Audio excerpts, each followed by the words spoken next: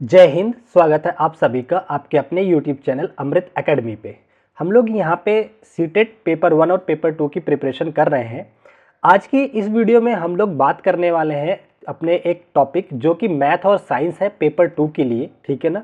उसमें एक स्ट्रेटजी को लेकर के बात करने वाले हैं कि किस तरीके से हम पढ़ाई करें और क्या टॉपिक को कवर करें, क्या टॉपिक को छोड़ो कि हमारा अच्छे मार्क्स आ सके, ठीक है। जैसा आपको पता है कि अगर जो लोग पेपर 2 मैथ साइंस के कैंडिडेट है, अगर वो लोग अच्छे नंबर नहीं लाते तो सबसे बड़ी वजह होती है कि उनका मैथ और साइंस का पोर्शन पे वीक होना, ठीक है ना, या फिर इसको अच्छे से मैनेज नहीं कर पाना, ठीक है। तो आज मैं उन्हीं सारे टॉपिक्स पे बात करने वाला हूं, ठीक है। तो चलिए बिना टाइम वेस्ट किए अपने टॉपिक को आगे की तरफ बढ़ाते हैं, ठीक है। देखो, अगर मैं बात करूं, अगर आप चाहते हैं कि आपका जो नंबर है 120 प्लस रहे, ठीक है ना, और अगर केवल मैथ और साइंस की बात करें उसमें आप 50 प्लस मार्क्स चाहते हैं मैथ और साइंस वाले पोर्शन में, जो कि 60 नंबर का होता है, तो आपको कुछ बातों का विशेष ध्यान देना पड़ेगा कि उसकी तैयारी कैसे करनी है, ठीक है ना। देखो, आपके सामने सिलेबस है, एक सीटेट के द्वारा सिलेबस दिया हुआ है, ठीक है ना, लेकिन मैं कहूंगा कि ब्लाइंडली आपको इस सिलेबस को फॉलो नहीं करना है। सिलेबस को क्या करना है, अपडेट सिलेबस बाय योरसेल्फ। अब ये क्या बात होगी कि आपको जो सिलेबस है ना उसको अपडेट करना है अपने द्वारा। कैसे अपडेट होगा, पुराना सिलेबस क्या है और अपडेट करेंगे तो क्या होगा। देखिए, आपको पता है कि सीटेट ने जो सिलेबस डिसाइड किया हुआ है उसने ये कहा है कि आप 6 to 8 की एनसीईआरटी कर लो, वहां से क्वेश्चन पूछेगा। बट कहा तो इसने इतना है, लेकिन जब वो क्वेश्चन पूछता है तो उसके क्वेश्चन पूछने के कुछ पर्टिकुलर चैप्टर से जो लेवल होता है वो 10th स्टैंडर्ड तक होता है। तो आपको क्या करना है कि प्रीवियस ईयर को देखना है, उसके हिसाब से किस चैप्टर से किस क्वेश्चन को उसने लेवल बढ़ा करके पूछा हुआ है, उसके हिसाब से आपको अपना मॉडिफाइड जो है सिलेबस तैयार करना है, ठीक है ना। जो कि अब जो सिलेबस होगा आपका क्लास 6 से लेकर के 10th तक होगा, ठीक है ना। यहां तक समझ गए, यहां तक कोई डाउट नहीं है। चलो आगे बढ़ते हैं, हम थोड़ा सा और आप लोगों को चीजें बताते हैं कैसे काम करना है। अब देखिए, साइंस में आपका आता है जो टॉपिक आते हैं, फिजिक्स भी आता है, केमिस्ट्री भी आता है और बायोलॉजी भी आता है। मैं बात करूं अगर वेटेज की, तो तीनों का लगभग लगभग इक्वल वेटेज होता है, सेम सेम। अगर कभी एक क्वेश्चन ज्यादा कभी कम, अदरवाइज सब में सेम टॉपिक आते हैं, सेम सेम क्वेश्चंस आते हैं। तो आपको पूरा का पूरा ये फिजिक्स, केमिस्ट्री और बायो पूरा तैयार करना है। लगभग अगर मैं बात करूं तो 22 से लेकर के 25 प्लस के आसपास चैप्टर्स होते हैं, उन्हें आपको कंप्लीट करना होता है, ठीक है ना। तो अब इसमें सारे चैप्टर को क्या क्लास 6 to 8 तक पढ़ें या फिर सारे चैप्टर को हम 10th स्टैंडर्ड तक पढ़ें, ठीक है ना। नहीं, आपको ना तो सारे चैप्टर को 6 to 8 तक केवल पढ़ना है और ना ही सारे चैप्टर को 10th स्टैंडर्ड तक पढ़ना है। आपको मैंने बताया सबसे पहला काम करना है क्या, अपने प्रीवियस ईयर का एनालिसिस करना है। उसके हिसाब से आपको अपनी एक स्ट्रेटजी तैयार करनी है कि कौन सा चैप्टर जो है किसके क्वेश्चन ज्यादा पूछे गए हैं। अगर आपको लगता है कि सर हम तो ये नहीं कर पा रहे हैं, तो आपके लिए एक सलाह मैं दूंगा कि मैंने ये सारा रिसर्च करके आप लोगों के लिए 20 डेज, लगभग 20 प्लस क्लासेस साइंस की है, 20 ही प्लस क्लासेस जो है आपकी मैथ की कॉन्सेप्ट वीडियो है, वो उसके बाद सारे प्रीवियस ईयर क्वेश्चन की 20 डेज स्टार्ट हो चुकी हैं। आप अगर केवल इन्हें फॉलो कर लेते हैं तो आपको इन सारी बातों के बारे में कुछ नहीं सोचना होगा, किस चैप्टर में किस लेवल तक पूछा गया है।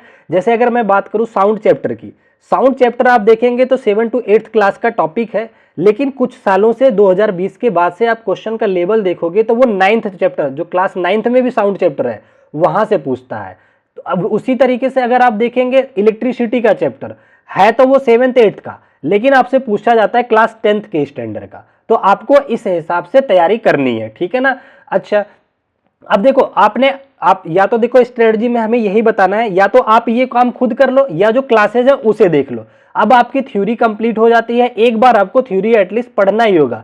क्योंकि अगर मैं बात करूं मैराथन क्लासेस की, जैसा आप लोगों का कमेंट आता है कि सर आपने बोला था लास्ट में मैराथन क्लास लोगे, देखिए वाकई में मैराथन क्लास लूंगा, लेकिन मैराथन क्लास का फायदा उन्हीं बच्चों को होगा जो ऑलरेडी थ्योरी वाले क्लासेस कर रखे होंगे। क्यों?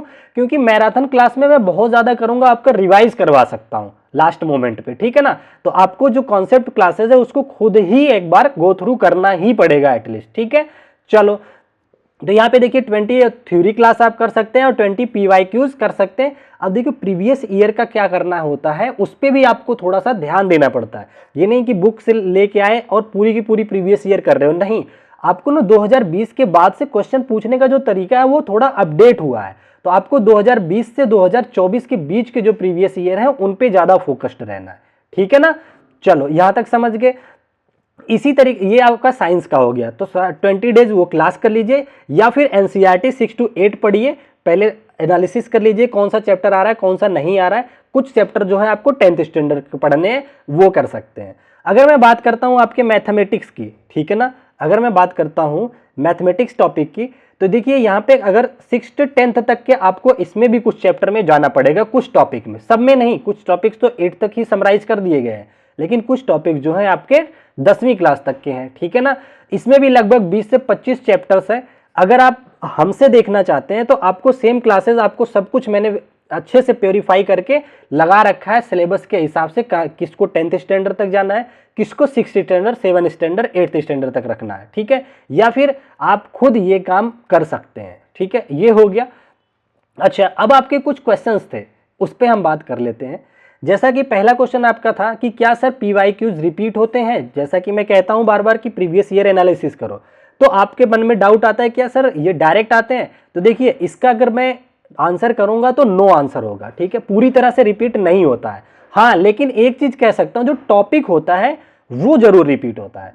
जैसे अगर आपको मान लो एसिड बेस में इस साल उसने पूछ लिया टर्मरिक यानी कि हल्दी के ऊपर पूछ लिया, तो अगले पेपर में आपसे वो पूछ सकता है चाइना रोज के बारे में, ठीक है ना। तो इस तरीके से टॉपिक वही रहता है, इसलिए जब आप प्रीवियस ईयर करते हो ना तो आपको टॉपिक पे पकड़ बनती है। तो ये आपके क्वेश्चन का आंसर हो गया। अच्छा, अगला क्वेश्चन का आपका बनता है कि सर मैथ सॉल्व करने में टाइम लगता है। तो देखिए अगर आप लोगों ने मैथ से काफी टाइम से जुड़े नहीं होंगे या छोड़ दिए होंगे या प्रैक्टिस नहीं करते होंगे तो 100% टाइम लगेगा। पर एक गलती और है, बहुत सारे टीचर हैं जो कि बिल्कुल लॉन्ग सॉल्यूशन करा रहे हैं जिसमें आपका टाइम जाता है। तो आप लोग को मैं सजेस्ट करूंगा कि कुछ वीडियोस मैंने डाली हैं जो प्रैक्टिस सेट है, पहले प्रैक्टिस सेट देखना फिर जाके थ्योरी क्लासेस देखना, ठीक है ना। वो आपको समझ में आएगा कि बहुत सारे ऐसे क्वेश्चन होते हैं जिनको ऑप्शन की हेल्प से सॉल्व किया जा सकता है, ठीक है ना। तो आपको उन सारे मेथडोलॉजी को अप्लाई करना है और साथ ही साथ प्रैक्टिस करते रहना है। तो प्रैक्टिस कहां से करोगे, सारे PYQs, बस और कुछ नहीं प्रैक्टिस करना है, ठीक है ना।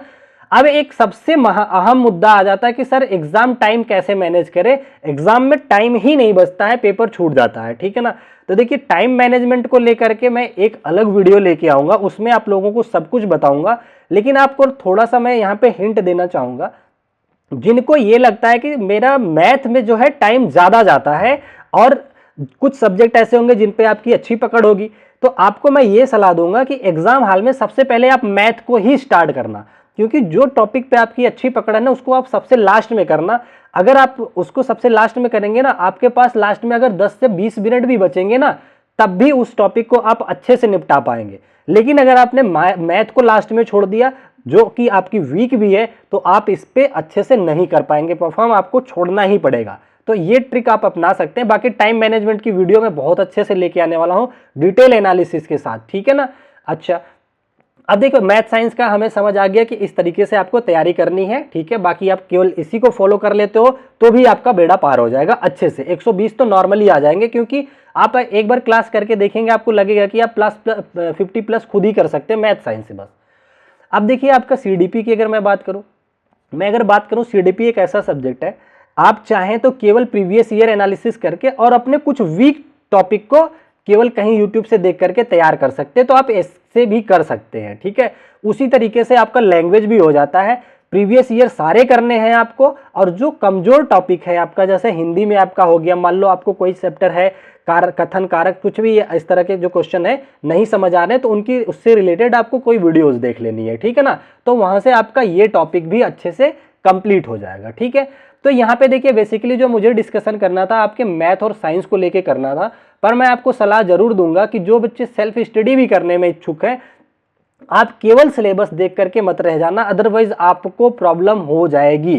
क्योंकि मैं काफ़ी एक्सपीरियंस से ये बातें बता रहा हूँ और मैंने BCO पेपर आपके डिस्कस कर चुके हैं, उसके एक्सपीरियंस से बता रहा हूँ। तो इस चीज़ पे आप विशेष ध्यान देंगे कि आपको जो प्रीवियस ईयर लगाना है 2020 के बाद लगाना है, ठीक है। और जो आपको कॉन्सेप्ट वाली क्लासेस करनी है उसमें कुछ चैप्टर जो है आपके 10th स्टैंडर्ड है, कुछ 8th स्टैंडर्ड, उसको आप डिसाइड करोगे कि किसको पहले करना है और किस लेवल तक करना है, ठीक है ना।